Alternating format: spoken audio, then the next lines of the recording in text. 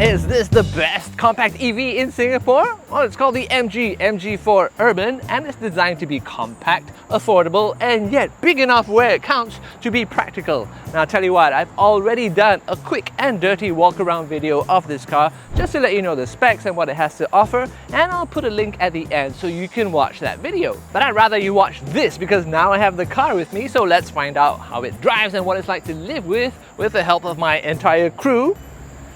And stick around because I'll be sharing 3 things I like about the MG4 Urban as well as 3 things I don't like. I'm Ju-Len, this is MrChia. Ready? Let's go! It's the middle of May 2026 as I film this, and you can get an MG4 Urban for 184,888 with a Category A COE. It's a 5-door, 5-seat pure electric hatchback, and there's only one version for Singapore, which keeps things nice and simple. In our market, it replaces the MG4, which was about 10 centimeters shorter. Another difference, the MG4 was rear-wheel drive and built for driver engagement, but the MG4 Urban is front-wheel drive and made for practicality. What the heck? Okay, I know MG is Chinese owned now, but it is a British brand, so I guess we have to do this in British weather. Whatever it is, the bigger MG S5 and MG S6 are both rear-wheel drive and they're both built on a completely different platform from this. The MG4 Urban is built on MG's brand spanking new E3 platform. Let's get out of the rain. I tell you what though, MG itself has actually been doing pretty darn well here in Singapore. Over the first 3 months of 2026, it's actually managed to jump into 9th place on the sales charts here, and that's a whole 10-place jump compared to the same period a year ago. So, bravo! Okay, that's better. Now the MG S5 and S6 have these, well, only I can say this, slightly slender oriental headlight designs. But the MG4 Urban has a different headlight design. I mean, it's triangular but also a little bit bigger, and I think that's to help make the car look a bit more friendly, a bit more approachable. And that's because, well, big eyes are cute, right? Just to recap, the MG4 Urban is nearly 4.4 meters long and more than 1.8 meters wide. That's just under 1.55 meters tall, so longer, wider and taller than, say, a Volkswagen Golf. The wheelbase is a stretchy 2744 millimeters. Ooh, nice light bar across the back over here. And MG says this car drew design inspiration from the sexy Cyberster, especially with the tail lamp design and all, but honestly, I'm not really seeing it. But anyway, if you ask me, the more interesting view of the car is, well, the side, because look at how short the nose is and look at how much of the car's length is dedicated to the cabin and the boot. And you know what that means? Space, space, space. Ooh, this door doesn't open very wide here. If I were a parent, I would want a little bit more so I can shove my child seat and such. But luckily, I don't have children. Okay. So when I say space, I mean like a lot of electric cars, this just has so much room in the rear. Remember, this is a little bit bigger than a Golf, but it's just so much more spacious back here. I am 1.75 meters tall. This is my driving position, and just look at how much knee room I have over here. I'm actually okay for headroom as well. One of the reasons for that is, well, this car is pretty tall, but also it has something called cell-to-body battery construction. So instead of a big fat battery pack, the cells are actually built into the body itself. That saves a little bit of room and leaves a bit more room for headroom over here. And let's see what else I've got. Okay, in terms of amenities, I have all important aircon vents over here. I only see one USB-C charging port, so if your children are back here, they are going to have to learn how to share. I don't have a pull-down armrest over here, so that's not great. Oh, if I want to carry beverages with me, I do have door pockets for a bottle over here, so that's not too bad actually. And like all electric vehicles, or most electric vehicles, I do have a flat floor, and that actually helps with the person sitting in the middle because, yeah, he's got space to move around a little bit. But you know what? Lots of cars feel spacious with only one person aboard, so let's get a little bit of help. Actually put the camera down and come and join me, will you? Okay, so I have my lovely assistant over here, and okay, the two of us are obviously fit back here, okay, but what if there was someone beside you? Why don't you sit in the middle over here, and let's buckle up and see what that feels like. Do you have to sit so close? You have to, okay. Well, okay. So, let me just try not to brush my microphone over here. Can you find it? Typical, can never find the hole. So, got it. Right, okay. I guess we do fit. Right? Yeah. But how do you feel? It's like tight, right? Yes, you scoot over. No, I can't scoot over because I'm at the end, so what do you think? Yeah. 2 adults and 1 kid? Okay, so yeah, even 3 adults, even if they're like Ashley's size, would be a little bit tight in this car, but 2 adults and 1 kid, that's the verdict. Okay, I'm a little bit sweaty. too sweaty. Ugh. Notice this car has been reversed in with great skill and precision, and the reason I did that is I wanted to see if this charging cable would actually stretch all the way to the front of the car where the charging port is, and well, what do you know? It actually does. Now, I usually complain about it when the charging port is over there instead of the back, because in this country we like to back it in, but hey, it just goes to show you should keep an open mind about these things. Now, while we're here, let's talk about batteries and battery chemistry. This car's battery is 54 kilowatt hours and it's LFP or lithium iron phosphate chemistry. That is less energy dense than nickel, manganese, cobalt. And it also has a very sort of flat discharge curve. So it can be quite difficult for the car to accurately gauge how much range you have left. And that's why the manufacturers ask you to do a calibration charge to 100% from time to time. But LFP is more thermally stable than NCM, and it's also more robust. So this is the kind of chemistry you want if you want to do long distances over many years. The range claim for this car is 405 kilometers WLTP, and that should be enough for most Singapore drivers to go like 1 week between charges with a little bit of buffer to spare. And in terms of charging time, well, at 11 kilowatts AC, it's going to take you 8.5 hours to go from 0 to full. For the battery, for DC charging, the maximum charging rate is 82 kilowatts, and that will take you half an hour to go from 10 to 80%. Okay, while you're waiting for your charging to be done, you can sit here and open up some YouTube and watch some SG CarMart videos. No, wait, don't do that. You can watch our videos instead. I mean, we are a very small channel, and one day we would love to grow into a medium channel. So if you are finding this video remotely entertaining or useful, please consider subscribing. That would really help us out. Thank you very much. Now, this is a Chinese car with British branding. So as a Chinese man, I shall try to do this in my best British accent. So allow me to take you on a little tour of the cabin, starting with, well, this lovely screen in front of me. It's 12.8 inches. It actually looks larger than that to me, but I really don't think you need a bigger screen than that. Those with 15, 16 inches, well, I believe they're trying to hide some sort of insecurity. In front of me, 7-inch driver display. And, well, I would say I'm comfortable with 7 inches. Now, I shall ascertain the quality of the cabin with, well, the fingernails of quality. And I'm sure you can hear this. Yes, there are some hard plastics right across the dashboard, so that's not so fun. But over here, things get rather more lovely. So I have a little bit of a suede-like material covering this part of the dashboard with a nice bit of contrast stitching as well. And over here, I've got some kind of lovely cloth that covers the plastics over here, and that adds a lovely touch of class. So overall, I would say, in terms of quality, this does not feel like a cheap car at all. Now let's talk about storage. I of course have space in the door cards for a lovely large bottle over here. I'm sure you've noticed these cup holders, and these are perfectly placed for ideal use. I've seen some that are buried all the way back here, for example. That makes it a little bit tricky. I've also seen cup holders that are oriented this way, so that invites strife with the better half, doesn't it? Like who gets the one in front and who has to be number two. And I've seen couples fight and squabble about everything. So this is a lifesaver of a design. Let's of course explore what's between the front seats and have a look at this. I am rather impressed because, well, that went in without trouble. Now, what's this? Only one charging pad for wireless charging? Well, there is a solution. I'm not sure if you've noticed, but in this sort of space here between the front seats, there are some USB cables, but you can actually pull your cable up through here. Allow me to show you quite a lovely feature. There is a grommet in this pad over here that lets this cable pass through a hole down here. So you can both charge your phones at the same time. You can have one here and one here. And I think that's a rather lovely touch. In terms of the upholstery, well, you do have some sort of vegan leather over here, so as a vegetarian I should be able to have this for lunch. It is quite easy on the eye, it's also quite soft. As for the seats themselves, well, I have electrical adjustment on both sides of the car. I've got ventilated seats as well, but I don't have lumbar adjustment, so that's a minus. But overall, I would say there is a lot to like about this cabin. And that brings me very conveniently to 3 things I like about the MG4 Urban. The first thing I really like about this car, guys, is just how user-friendly it is. And the reason for that is it still has physical controls. It still has physical aircon vents, for heaven's sakes, and I'm praising these because they're starting to disappear and I still want these to stick around. But apart from that, you can see that I've got aircon controls over here, so I can just set the temperature quite easily, and then I can up the fan speed or lower it just over here. It's just as easy as that. And I don't want to labor the point, but I've got sound system over here, and okay, I don't have copyright payment for that, so let me just turn that down.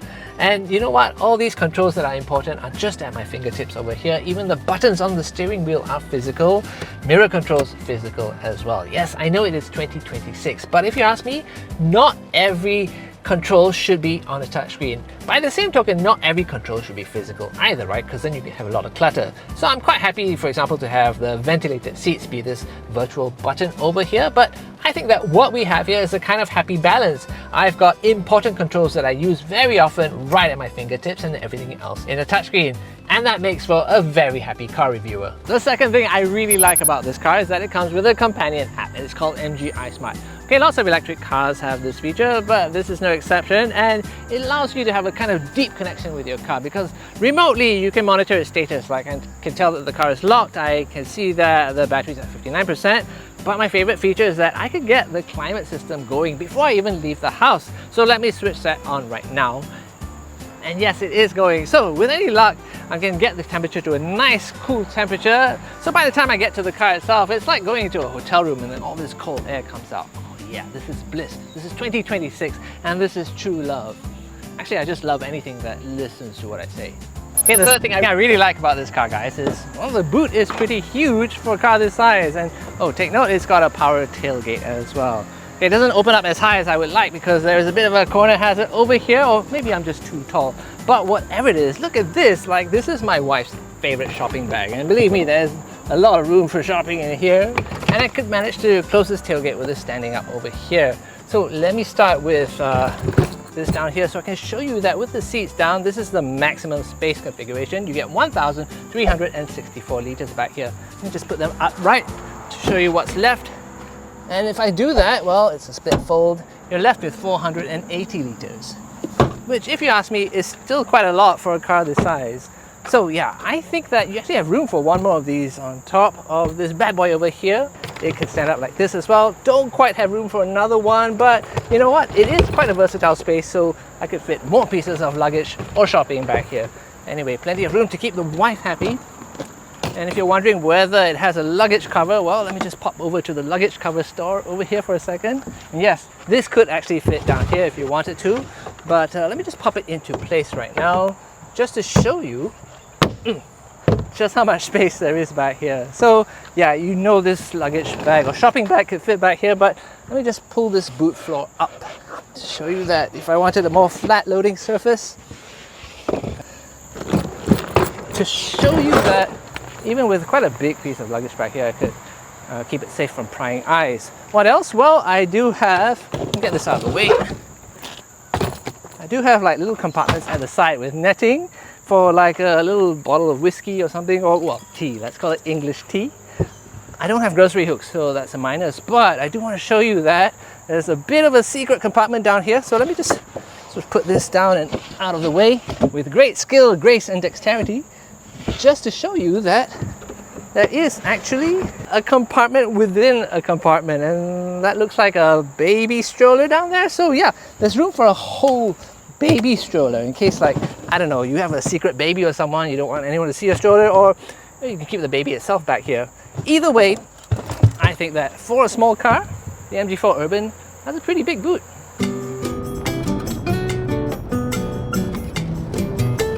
Let's talk performance, guys. This car has 135 horsepower, 250 Newton meters of torque. And it's a pretty small car, but it still takes 9.6 seconds to go from 0 to 100. So it actually doesn't feel that quick. But it does feel pretty responsive, and that's because, well, it's an EV. So when you put your foot down, you get that instant acceleration. You know, there's no gear change to wait for. There is no like waiting for the engine to hit the perfect RPM for peak torque. And I think that's why people like EVs. Like, EVs have fast reflexes. So it's really like that slappy game, right? Like, to win that game, you don't need brute strength, you just need fast reflexes.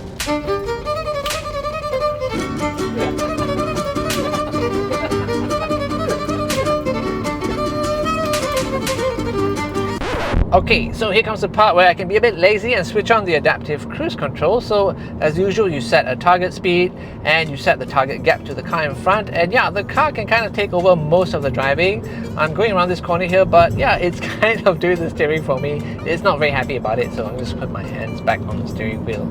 Oh, and something that might interest you as an EV driver is that this car does have one pedal driving. So let me just see if I can find it on the driving control. Yes, one pedal drive, and like the name suggests, well, basically I'm going to get off adaptive cruise control, and if I can judge things well enough, whenever I lift off the accelerator, there is enough regen braking to eventually bring this car to a halt. But I don't really like using this because sometimes you get it a bit wrong and then you touch the brake pedal and it actually gets very grabby when you do that. So let me just switch that off here. It does of course have different driving modes, so I've got a button on the steering wheel that I can use to call up like 5 different modes. One of them is custom, and I can switch between them. And this button is actually customizable as well, so if I press it and hold it down, I can choose what function I want for this button. So let's do that again and see if I can get regenerative braking to come up, because that will allow me to show you that I can actually choose the amount of regen braking I want with this car. Like a good electric car, this is very customizable in terms of how you want it to respond to your feet. Okay, let's take a moment to talk about energy consumption and range. So the claim figure for this car is 15.5 kilowatt hours per 100 kilometers. And I've been driving it for a couple of days now, and so far I've been averaging 11.9 kilowatt hours per 100. So yeah, I've been doing better than the official claim. So woohoo, I am such a stud. And earlier on I told you that the WLTP combined range claim for this car was 405 kilometers.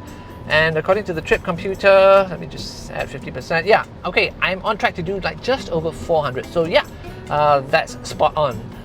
But there is actually a WLTP city claim for this car, and that's 586 kilometers. But frankly, I don't think you're ever going to see that because, well, look, I've been using less than the claimed energy consumption, and yet the predicted range is only 400 plus. So 586, well, that kind of feels like a number from a British politician. Okay, a bit of awkward silence there, but maybe you should get used to awkward silences in an electric vehicle because, you know, really you don't hear anything from the motors. But I will say this, when you get up to like highway speeds in this car, you start to hear a bit more wind noise, you start to hear a little bit more tire roar. As for the ride quality, well, honestly, I really didn't know what to expect with this car because the MG4 hatchback, well, that has a multi-link rear suspension setup, and this car uses a torsion beam rear, and that is more crude, that is cheaper, and it does give more space. But a lot of cars with torsion beam rear suspension, they tend to like bounce over bumps on the road. And this car, yes, it is a little bit firm and it can be a little bit jittery here and there, but I wouldn't call it bouncy and I wouldn't call it harsh. So yeah, it isn't horrible, and let's leave it at that. Okay, let me tell you something else about this car. The turning radius is only 10.5 meters, which means it can pull really tight U-turns, and yeah, it should be good in the car park as well. And overall, this feels like a maneuverable little city car to drive, and yeah, I quite like that. And overall, I would say that this car is really suited to the urban conditions, and that's why it's called the Urban, I guess. But there is quite a bit of stuff to not like as well, and that brings me very conveniently to 3 things I don't like about the MG4 Urban. Okay, the first thing I don't like about this car, guys, is the touchscreen system. So let's wait for it to boot up here.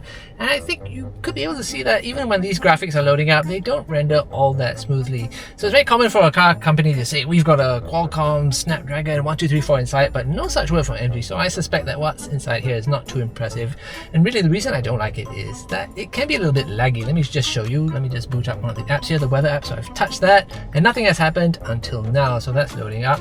Let me try, say, I don't know, Spotify. Let me just press that, and again you can see nothing actually happens for a while. I will say though that it's not super laggy, and it's usually the first time you open something that it takes a while. So now you can see the Spotify loaded up almost instantly. But the other thing that really bugs me is that you can't customize these tiles at all. So they are fairly easy to spot and use, but let's say I want the climate controls closer to me. In another car, I'll be able to press and hold this and just kind of drag it over, but this one is fixed in position. You do have some shortcuts up here, but same thing, you can't drag them them, to adjust them. You can't edit the screen. In some other cars, you can even edit this line over here. So yes, I would like it to be more customizable. But one thing that really bugs me is that, okay, you can see how this is white because it's daytime and this is dark. So you've got two different color schemes. You can harmonize them, but guess what? You have to do it manually because this isn't linked to your headlights at all. So let's say you like it bright in the daytime, white gets to, let's say, sunset, and you want it to turn black. Well, you have to get into the settings and then switch modes over here. It's not linked to the headlights or any kind of light sensor at all, and to me, well, that just doesn't work. Can you imagine if your mobile phone was like that? Okay, the second thing I don't like about this car, guys, it is not as fun to drive as the MG4. Okay, to be fair, that car set a very high standard, right? I mean, it's fun, it's agile, it's well planted. This car, not so much. I mean, okay, you can feel that. Let me just go around this corner here. The chassis kind of moves around you a little bit more, so it doesn't feel as well tied down as the MG4. The steering also is a little bit more remote, and there's a little bit more slack to the system, and oh, it definitely doesn't have as much traction as the MG4. That's rear-wheel drive, remember. But you know what? I want to say that even though, well, this car isn't as fun as the MG4, I'm not trying to say that it is a bad car to drive. It's not horrible. It does have some of that small car agility, and it is actually quite easy to see out of. So I think in the city, this car is optimized for being kind of easy to drive. It's just that, well, you know how the fun cars make you want to drive a little bit faster, right? This car is really not like that. In fact, it kind of makes you want to slow down. So I would say that, let's say you had a meter, right, and over here was like playful, and on the other side it was, I don't know, maybe parenting or practical. Well, yeah, this is my kind of car, and this car, well, it's much more towards this side of the dial. Okay, the third thing I really don't like about this car is something I've complained about before bitterly, so MG, please take note. It has a built-in speed warning device. You hear that? Okay, whenever it thinks that you're driving too fast because it thinks the speed limit is whatever it is, then it comes up with that annoying warning, but it's not always correct. Like, it told me Lonnie Road was a 40km/h road, and that's 70 over there. So yeah, that is annoying. You can turn it off, but guess what? You're gonna have to do it every time you drive this car, or every time you switch it on. So let me show you what that's like. You have to find the MG Pilot screen, and then, okay, I'm working on it. And then you have to turn off audible speed warning. Okay, fine. There is, okay, something called MG Pilot Custom. You can customize all the assistance systems and controls that you want, and then it becomes a hotkey. And then you can just swipe down from the top of the screen and activate the hotkey. But guess what? You have to be in park to do it. So if you didn't remember to do it when you first started driving the car, well, then you're gonna hear the most nagging thing ever from this car. Oh my god, shut up, shut up, shut up! Despite all that, I do think this is one of the best small EVs around. Okay, it doesn't feel luxurious, but it doesn't feel cheap and nasty either. And it is a practical car. There's room in the back for tall, or well, tall-ish people. And the boot is pretty big and versatile. Doesn't really have a budget car's price, but my advice to you is, if you've been test driving smaller and cheaper EVs than this, you should drop by MG to try this on for size to see whether it's worth spending a little bit more to get what this car has to offer. But by the same token, if you happen to be at MG to test drive this car, you should also give the bigger MG S5 a spin and try that on for size to see whether it's worth it to you to stretch your budget a little bit and get what that car has to offer. Either way, I'll be happy to make that happen for you. If you click on the WhatsApp link below, my team and I will be happy to arrange a pressure-free test drive for you. One-click test drives, and that's what I do. Oh, and one more thing, let's talk about ownership. This car comes with a 10-year warranty for the traction battery, as well as 10 years free servicing. You also get 10 years data for all those connected features, and what happens after that? Well, I have spoken to the dealer here, and it's not 100% sure whether they will pay for the renewal after that or the next owner has to pay, but one thing's for sure, you won't be cut off from data either way. It also comes with a 5-year mechanical warranty for the rest of the car, so if you ask me, this Chinese MG is probably going to be a lot less headache to own than the original British MGs. And you know what? I completely forgot to mention that it has forward collision alert, that it has blind spot monitors and all that. But I guess I've mentioned them now.